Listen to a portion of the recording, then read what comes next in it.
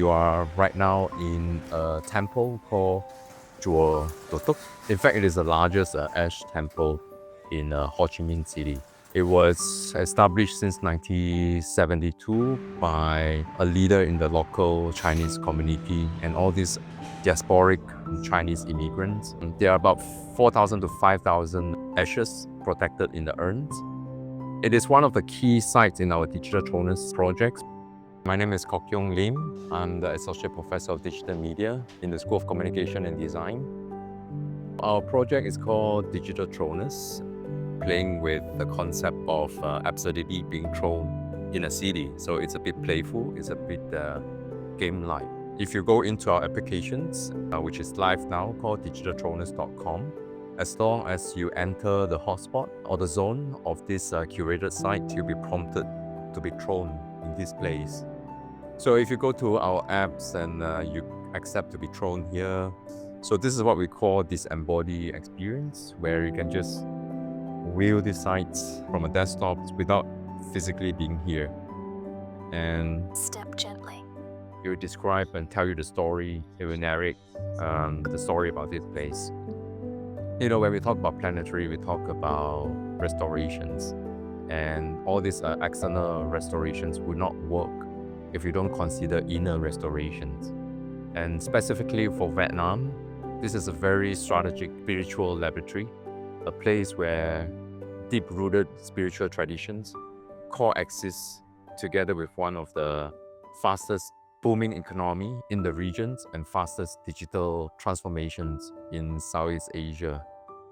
How the spiritual framework that's operating here, for example, in terms of circularity of life, it's being interpreted as a karma or circularity of life, where life is not taught in a linear pattern. So it could be a perpetual immortality if you think of the concept of reincarnation. We do in this life could actually have implications and an impact on our future life and also our future generations. And that could actually come back and implicate it on ourselves. So those are some of the language that we can actually use to create awareness and consciousness about ecology. And that could also be positioned as a framework for planetary problems or issues. I began by paying attention to the aesthetic qualities, how beauty came out from the arrangements of forms, patterns of the city, the flows, the tensions, and then I pay attention to how people engage with these spaces, the space where they inhabit, how their behavior different, how nature manifests itself in unexpected ways. And from there, I start to imagine, to think about, opportunities that exist to capture the beauty of it, to document, to intervene, to reconfigure, if possible, these patterns into new systems or systems that might invite different perspective or shift perspective, support meaningful changes. I would like to understand planetary civic inquiry as a relational concept, how we relate our own existence to larger concepts of the universe in terms of space, where we are in relations to the whole Earth and planetary systems, and time, this specific time or time of crisis in relations to the whole history of humanity. We are being positioned in an epoch of crisis. That's why we have universal terms like Anthropocene, planetary crisis, climate change, and all this framework that we use to universalize the tragical epoch of humanity.